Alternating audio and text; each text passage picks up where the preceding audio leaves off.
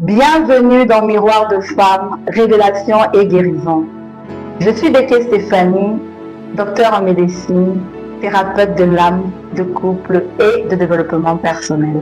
Moi, c'est Ngobun Christine, révérend missionnaire, catéchiste de formation. Ici, ce n'est pas une simple mission, mais c'est un rendez-vous entre toi, ton histoire et Dieu. Père, prends tout le contrôle, dirige, touche encore un cœur, touche une vie. Fais comme tu veux, au nom puissant de Jésus-Christ. Amen. Amen. Alors, si tu n'étais pas encore abonné à notre chaîne, tu as l'opportunité de le faire une fois de plus. @cdl_céleste26. Stéphanie, laisse-moi te poser une question. Est-ce que c'est déjà arrivé de te regarder dans un miroir et de ne pas aimer ce que tu vois au travers du miroir? Ouais, c'est vrai que ça c'était il y a très longtemps. Mais ça m'est arrivé ici. C'est pas d'agréable souvenir. Et le plus triste quand j'y pense, c'est que beaucoup de femmes vivent la même chose que j'ai vécu à cette époque-là. Et qu'elles essayent toujours de vivre leur vie, de ressembler à ce que les autres attendent d'elles. Elles ne vivent pas selon leur identité, mais elles vivent selon les attentes du monde, elles vivent selon la mode, elles vivent même selon ce que les réseaux sociaux donnent comme tendance actuelle. Mais ce soir, Dieu veut nous rappeler une vérité qui peut complètement transformer ta vie. Ouais. Notre identité ne se construit pas dans le miroir des autres, elle se découvre dans le regard de Dieu. Yeah. Alors, bienvenue dans ton miroir, Miroir de Femme, Révélation et Guérison avec CDE by Céleste. Aujourd'hui, nous allons parler d'un combat silencieux que vivent énormément de femmes. Certains ne s'aiment pas, d'autres vivent dans la comparaison. Certains recherchent constamment l'approbation des autres. D'autres, elles ont tellement entendu des paroles négatives à leur sujet qu'elles ont fini par croire qu'elles n'ont plus de valeur. Et pourtant, elles continuent de vivre, elles continuent de sourire, elles continuent de servir, elles continuent de travailler, mais au fond d'elles, chaque jour, une seule et même question résonne: qui suis-je réellement? Combien de femmes se lèvent chaque matin en pensant qu'elles ne sont pas assez belles, pas assez intelligentes, pas assez spirituelles, pas assez compétentes, pas assez aimées. Elles vivent constamment avec ce sentiment d'insuffisance. Oui. Alors, elles essaient de plaire, de changer, de cacher ce qu'elles sont réellement, parce qu'au fond d'elles, elles ont peur d'être rejetées. Oui. La Bible nous présente l'histoire d'une femme qui a eu exactement ce sentiment. Une femme elle a été utilisée, elle a été comparée, elle a été humiliée, elle a été rejetée. Elle a même été abandonnée. Cette femme, c'est Agar. Alors, aux yeux des hommes, Agar elle n'était qu'une servante, mais aux yeux de Dieu, elle était quelqu'un de précieux, elle était une femme précieuse. Alors, au travers de son histoire, nous allons comprendre qu'il est possible de retrouver son identité, même lorsque la vie nous a meurtris, même lorsque la vie nous a profondément blessés. Alors, notre thème d'aujourd'hui, le miroir des autres ou le regard de Dieu, qu'est-ce qui te définit vraiment? Alors, installez-vous bien et écoutez le résumé de l'histoire d'Agar. L'histoire d'Agar se trouve dans le livre de Genèse. Genèse 7, verset 1 à 16, Genèse 21, verset 8 à 21. Qui était Agar? Elle était une jeune égyptienne, esclave, et elle était servante de la femme d'Abraham. On connaît tout ça. Oui. Elle n'a pas choisi son histoire, elle n'a pas décidé de son avenir, ni de son destin. À cette époque-là, Sarah ne pouvait pas avoir d'enfant. Alors elle a pensé qu'elle pouvait jouer ce rôle-là dans sa place. Alors elle donnait Agar à son mari Abraham, elle voulait remplacer Dieu. Et donc, Agar tomba enceinte. Et lorsqu'Agar tombe enceinte, cette solution-là devient vite, rapidement, une souffrance pour Agar. Agar avait enfin ce que sa maîtresse n'avait pas, alors elle commençait à avoir le gros dos, à se sentir derrière. Elle avait l'enfant dans son maîtresse, elle avait pas l'enfant. Alors les tensions ont commencé à grandir entre ces deux femmes. Et puis un jour, Agar ne pouvait pas supporter, tout le monde était élevé. Elle s'enfuit dans le désert étant enceinte. Donc imaginez dans un instant, une étrangère, loin de son pays, loin de sa famille, personne pour la défendre. Elle est juste une servante, c'est vrai que c'était juste une servante. Donc dans le désert, c'est même pas le désert, c'est ce moment-là où tu es seul, où tu es perdu, sans issue. Et je sais que peut-être qui nous regarde se trouve dans cette situation-là. Forcément, ouais, il y en a. Mais dans ce désert-là, quelque chose s'est passé. Dieu vient rencontrer Agar.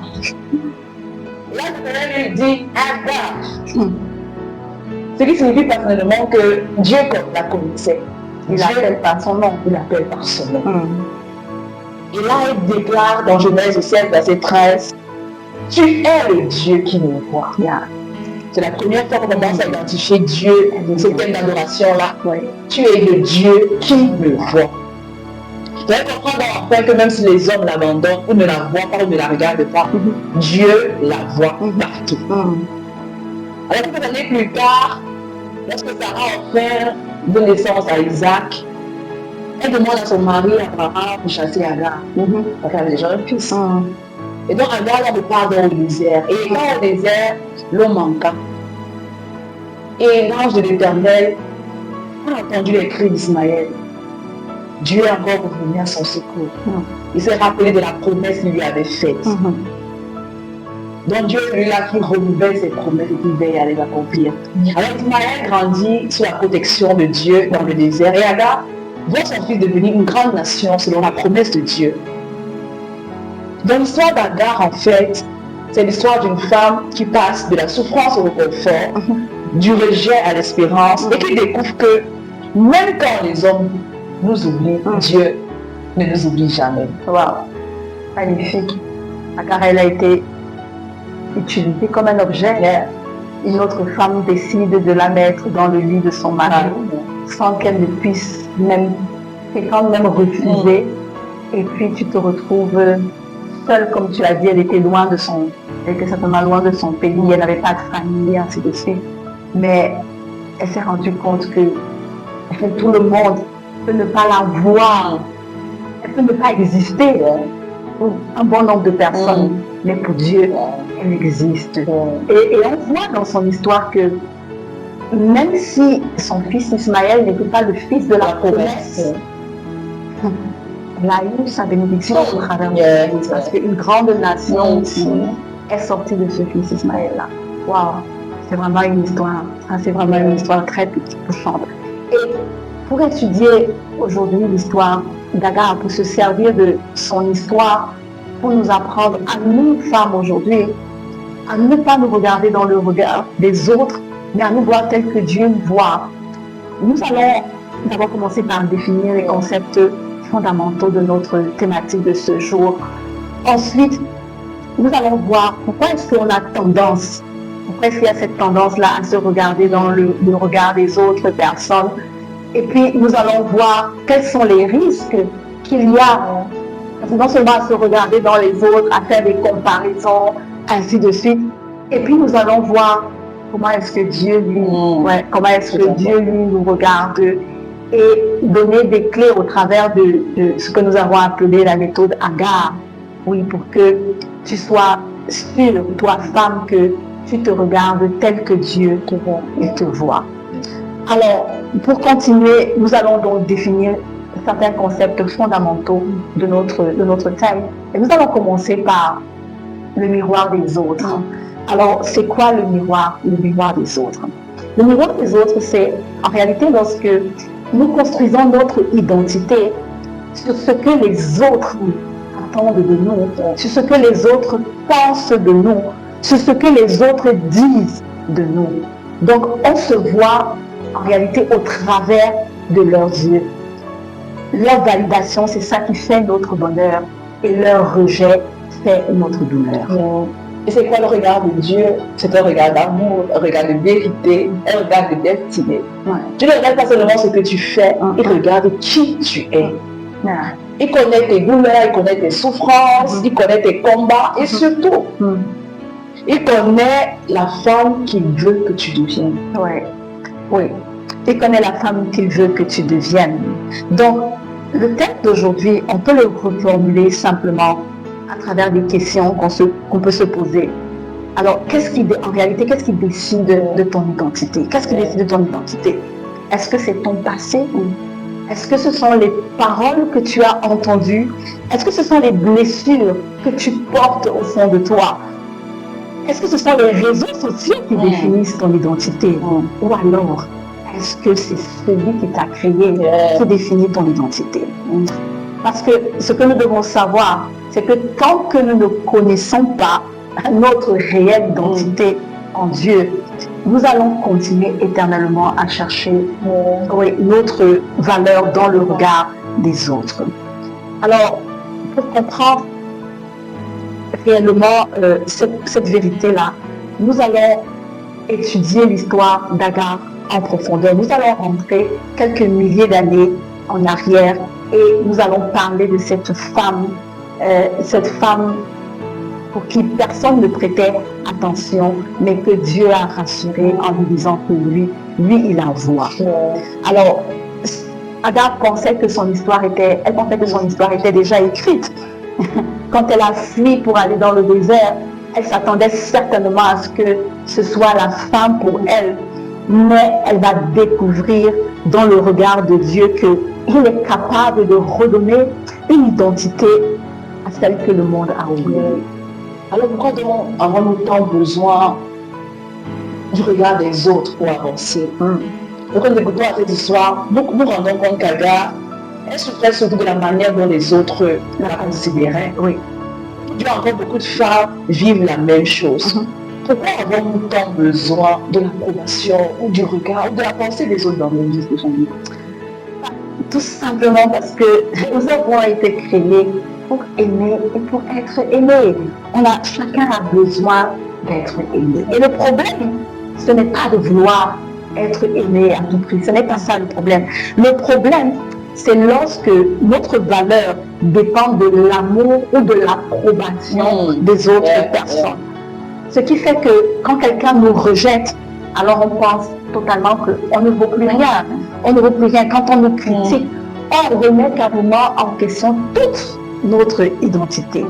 Et ça, c'est le plan de l'ennemi, ça, c'est le plan de Satan, qui cherche constamment à nous faire croire que notre valeur dépend plus des hommes qu'elle ne dépend de Dieu. Et ça nous amène à nous comparer aux autres. Et vraiment, les comparaisons détruisent notre identité. Claire. Et maintenant, nous voyons les comparaisons partout.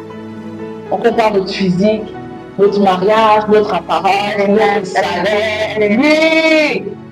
On se compare pour tout. Même le plus dur, c'est que même dans notre relation avec Dieu, on fait des comparaisons. Mon frère est plus spirituel que moi, il connaît plus que moi, il connaît les versets bibliques.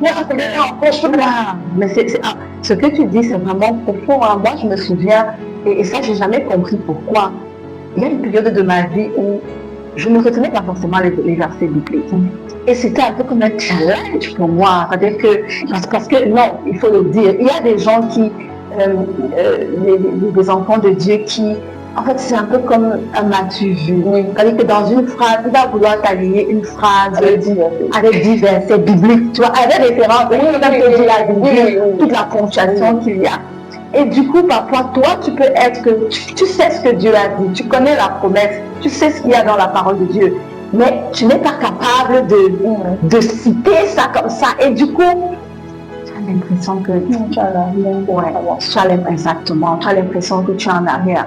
Mais quand tu lis dans la Bible, tu te rends compte que tout c'est une question de don. Dieu, le Saint-Esprit a partagé ses dons comme il le veut à tout un chacun. Il y a des gens qui ont la possibilité de prier pendant des heures sans le ressentir. Mais pourtant, toi, le moment de qualité que tu passes avec Dieu, mais tu sors de là et puis tu as une certaine plénitude, tu vois. Mais les gens sont toujours en train de vouloir, comparer. Et vraiment, je trouve que ça frustre beaucoup et ça décourage parce que à un moment donné, même les enfants de Dieu, on commence maintenant à faire un peu comme de la sournoiserie. On paraît ce qu'on n'est pas, et puis on tombe très vite dans le mensonge. On tombe très vite dans le mensonge parce que tu as envie aussi de dire que je jeûne, voilà, je jeûne, je prie pendant des heures. C'est pas une concurrence. La relation avec Dieu, elle est personnelle. Oui, elle est personnelle. Les frustrations, les découragements. Exactement. Nous sommes des personnes uniques. Nous sommes des personnes uniques.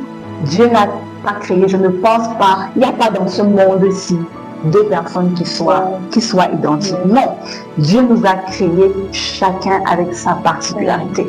Alors quand tu passes le temps, tout ton temps, à chercher à te regarder dans le regard d'une autre personne, selon les valeurs que cette personne-là a établies, pas selon les valeurs, exactement, pas selon les valeurs que le Saint-Esprit a dit pour toi, parce que là où le Saint-Esprit t'attend, c'est pas forcément là où le Saint-Esprit m'attend. Ça, il faut qu'on le comprenne. Là où il t'attend, c'est pas forcément là où il m'attend. Donc, il faut qu'on arrête ça, parce que cette comparaison-là, après, ça produit la jalousie, la frustration, le découragement et parfois même la haine de soi. Et ça vient même être même dans le ministère parce que tu te dis que non, si tu as quelque chose que tu portes en toi, que Dieu t'a dit que tu portes en toi, alors forcément, quand tu vois ton frère évoluer d'une certaine manière, tu penses que les chemins ne sont pas les mêmes. Les chemins ne sont pas les mêmes. Agar, elle aurait pu rester indéfiniment en train de croire qu'elle est une servante, mais Dieu lui a montré que à ses yeux, elle avait une étiquette plus grande que celle que les hommes lui donnaient. Et ça crée donc des blessures qui finissent par parler à notre place. Et tu vois, quand les femmes te disent, je ne suis pas assez belle, je ne suis pas assez qualifiée, je ne peux pas, c'est impossible pour moi. Pourquoi? D'où viennent ces pensées? Comme tu l'as dit, ça vient de blessures. Et ces blessures-là, en général, ça trouve leur origine dans notre enfance. Donc, c'est très souvent des paroles qui ont été prononcées par un parent, un ami, un professeur, quelqu'un qui fait office d'autorité pour nous. Donc que ce soit un parent, que ce soit un encadreur. Ça peut être juste que, bon, c'est pas les paroles qu'on a prononcées, mais c'est une attitude de rejet qu'on a eue à ton égard.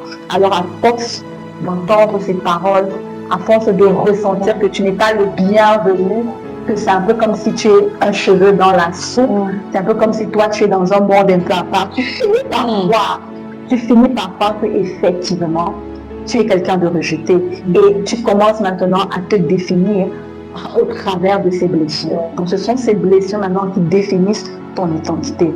Alors que Dieu, lui, il ne regarde même pas nos blessures. Il a appelé Agar son nom. Elle était égyptienne, elle n'était même pas un enfant d'Israël. Donc il connaît chacun d'entre nous.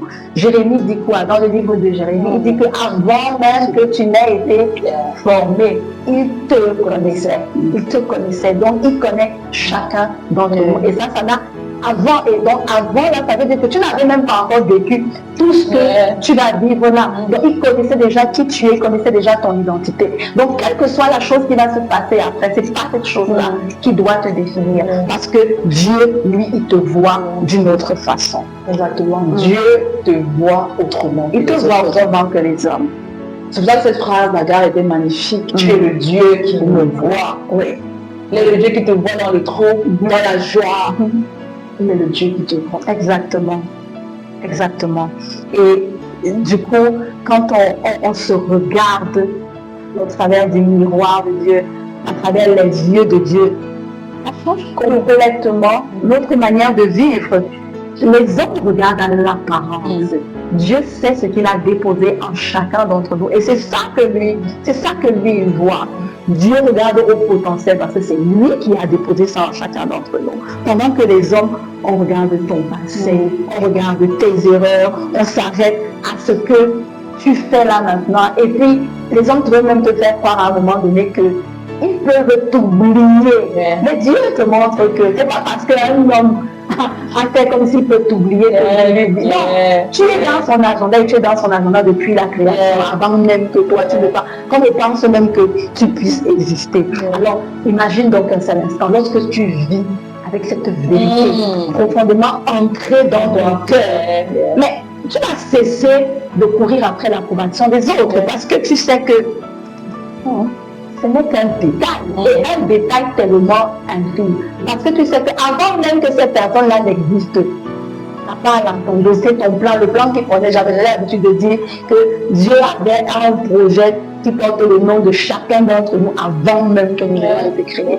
Donc parfois je fais un peu, genre j'imagine un peu Dieu dans une espèce de bibliothèque, tu vois, un peu dans ses archives où il a chaque dossier exactement qui porte le nom. Et quand tu vas venir regarder la date de conception, d'élaboration de ce projet-là, ça remonte, tout était déjà planifié. Donc, tu ne peux plus te laisser influencer par les autres, par le comportement des autres, quelle que soit cette personne-là, parce que tu sais que Dieu, lui, il veut t'amener à grandir. Il veut t'amener à aller là où lui, il a décidé. Donc, si à un moment de ta vie, tu rencontres quelqu'un qui, par son attitude, veut te faire croire que tu vas regresser, non, tu lui dis que, mon ami, laisse tomber. Pour moi, là, c'est devant, parce que je sais là où Dieu veut m'amener.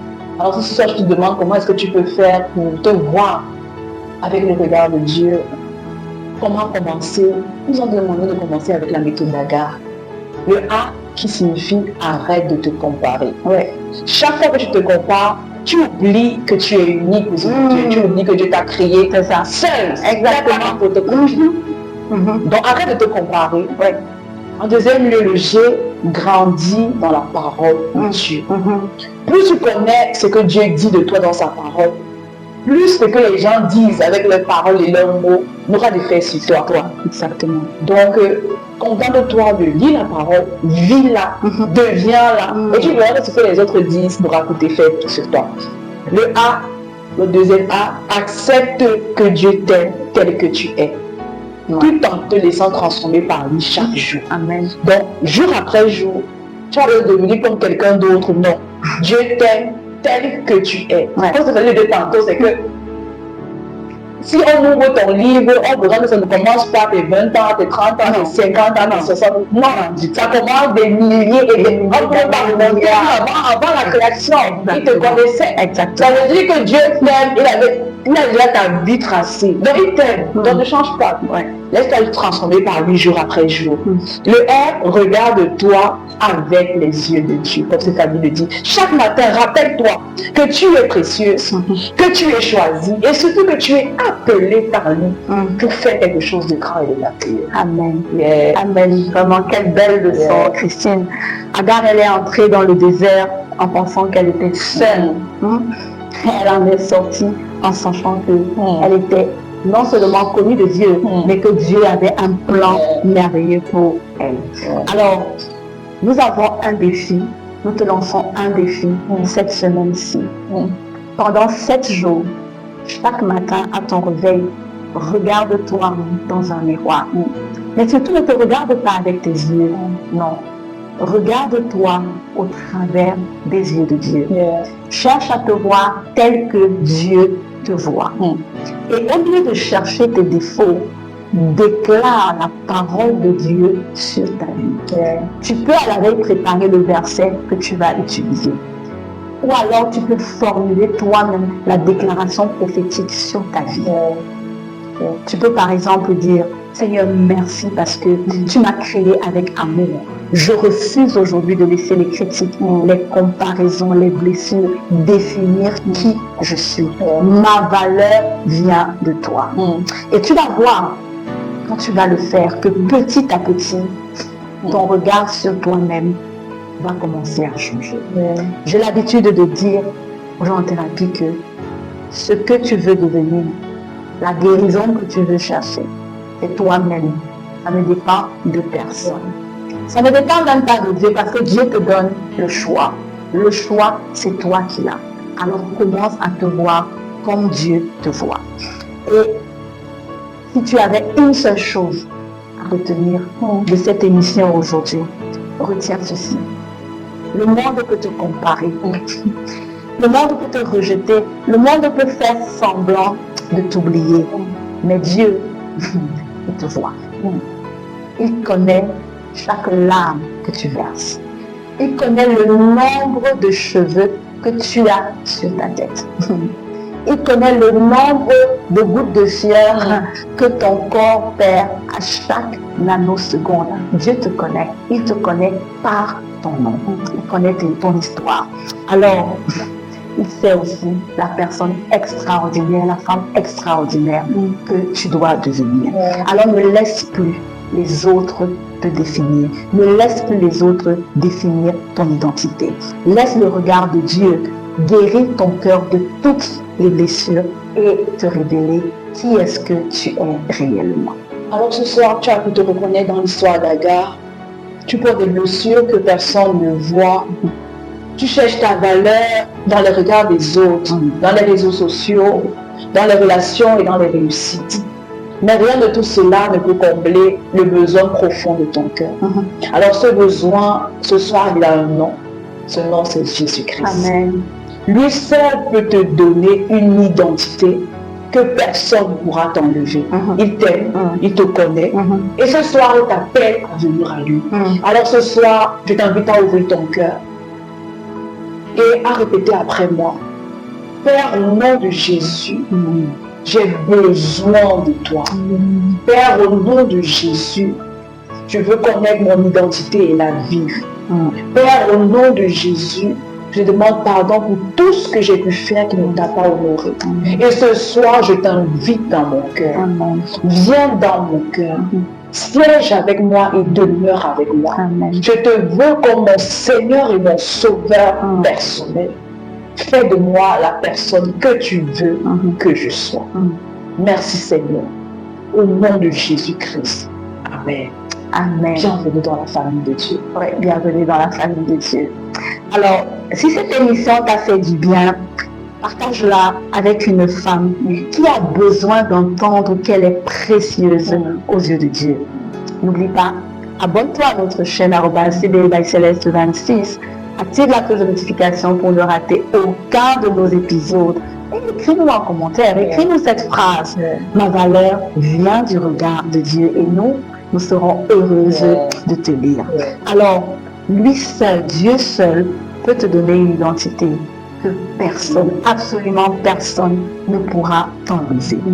Dieu t'aime, il t'appelle. Aujourd'hui, il te connaît, il veut te restaurer. Alors, sois béni, sois fortifié et continue à marcher avec lui.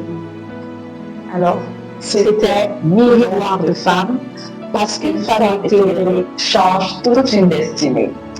Alors, restez connectés chaque mercredi à 17h. Shalom.